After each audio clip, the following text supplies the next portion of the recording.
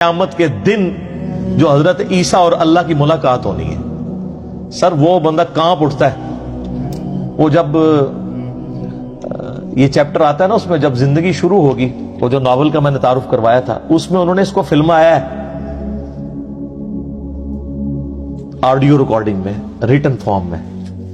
حضرت عیسیٰ ابن مریم، اللہ تعالیٰ فرمائے گا، اے عیسیٰ کیا تو نے کہا تھا کہ تجھے اور تیری ماں کو میرے سوا معبود ٹھہرا لیا جائے؟ ہائے ہائے ہائے، حضرت عیسیٰ علیہ السلام کی اس وقت کیا حالت ہوگی؟ ہم کہ یا اللہ میری اتنی صفائیاں تو نے دی ہیں، تجھے نہیں پتا؟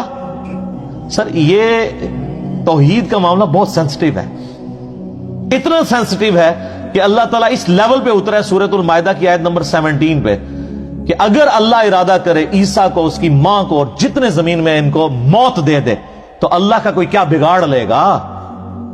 تم کہتے ہو عیسیٰ مشکل کشا ہے، اللہ چاہے تو عیسیٰ کو مار دے، اس کی ماں کو مار دے، اور سارے بزرگ بابے جن کے بارے میں تمہارا عقیدہ ہے سب کو موت دے دے، اللہ کوئی نہیں کچھ بگاڑ سکتا۔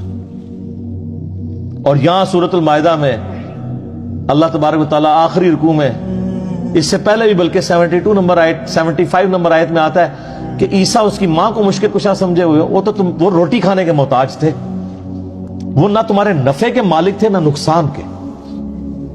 اللہ کہہ رہا ہے عیسیٰ اس کی ماں روٹی کھانے کے محتاج تھے۔ اگر ہم کہتے ہیں بابے محتاج ہے تو ان کو وٹ چڑھ جاتا ہے، بابوں کی کیا اوقات ہے؟ بابے تو عیسیٰ ابن مریم کی جوتیوں کی خاک کے برابر بھی نہیں ہے، بلکہ آپ میں سے کئی لوگ ہیں جن کی جوتیوں کی خاک نہیں ہے، جو شرک کرنے والے بابے، جنہوں نے اپنی عبادت کروائی۔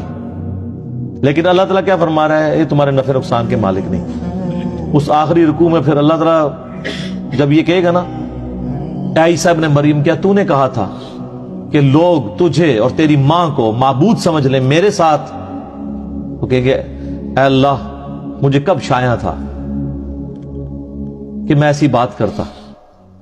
میں نے تو بنی اسرائیل کو یہی کہا تھا کہ عبادت کرو اس رب کی جو تمہارا بھی رب ہے میرا بھی رب ہے۔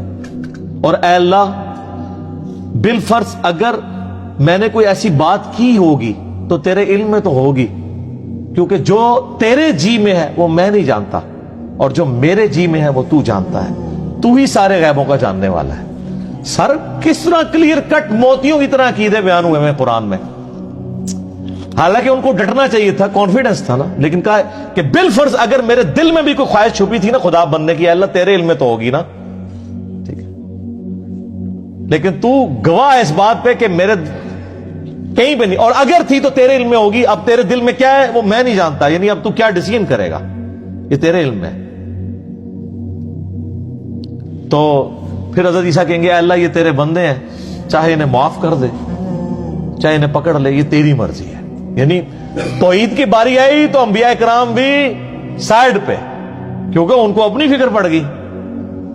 اور یہاں 1.5 ارب پونے 2 ارب عیسائیوں نے حضرت عیسیٰ کے بارے میں یہ عقیدہ رکھا ہے، انہوں نے چھڑا لینا ہے، اور معذرت کے ساتھ آپ لوگوں نے بھی یہ عقیدہ رکھا ہوا ہے۔ آپ کے پیغمبر علیہ السلام نے بھی یہی باتیں ارشاد فرمائی ہیں، بخاری مسلم دونوں میں حدیث ہے، نبی علیہ السلام کم از کم 10 طرق آئے ہیں اس کے۔ آپ علیہ السلام فرماتے ہیں میرے حوض کوثر پہ میرے کچھ ساتھی لائے جائیں گے میرے صحابہ میں سے، اور میں جب ان کو حوض کوثر سے پلانے لگوں گا تو مجھے وہ بتائیں گے کہ اے اللہ کے نبی آپ کی وفات کے بعد یہ دین سے الٹے قدم پھر گئے تھے اور انہوں نے دین میں بدعتیں جاری کر دی تھی۔ آپ فرماتے ہیں میں کہوں گا سحقا سحقا لمن غیر بعدی، ان پہ پھٹکار ہو جنہوں نے میرے بعد میرے دین کو بدل دیا، اور میرے ان کے درمیان ایک آڑ قائم کر دی جائے گی، میں بھی اس وقت وہی کہوں گا جو عبد صالح عیسیٰ ابن مریم کہیں گے۔ حضور نے پھر سورۃ المائدہ کی وہ آیات تلاوت کی کہ میں بھی کہوں گا اے اللہ جب تک میں ان میں موجود تھا ان پر گواہ تھا، جب تو نے مجھے اٹھا لیا پھر تو ان پر گواہ تھا۔ اب جب عیسیٰ ابن مریم کہیں گے نا کہ اے اللہ یہ تیرے بندے ہیں، چاہے بخش دے چاہے عذاب دے، تو اللہ تعالیٰ ترس نہیں کھائے گا، اللہ فرمائے گا آج کا دن وہ ہے کہ جب سچوں کو سچا عقیدہ ہی فائدہ دے گا۔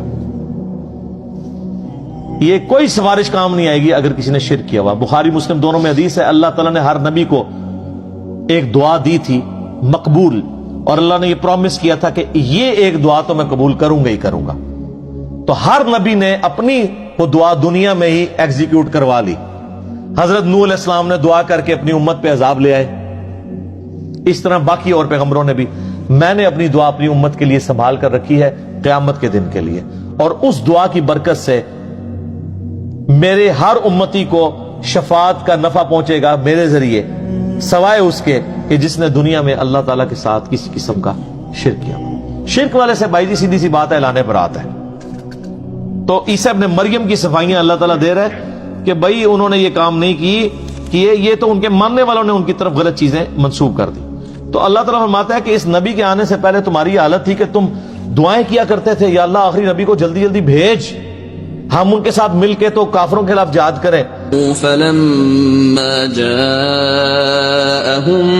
ما عرفوا كفروا به، جب وہی نبی آ گئے جن کو انہوں نے پہچان بھی لیا، سورۃ الانعام میں آئے گا اس نبی کو اس طرح پہچانتے ہیں جس طرح اپنے بیٹوں کو، کہ یہ وہی پیغمبر ہے جس کے ذکر تورات اور انجیل میں موجود ہے، پھر بھی انہوں نے بغیم بینہم کی وجہ سے، ارج ٹو ڈومینیٹ، ضدم ضدہ انکار کیا۔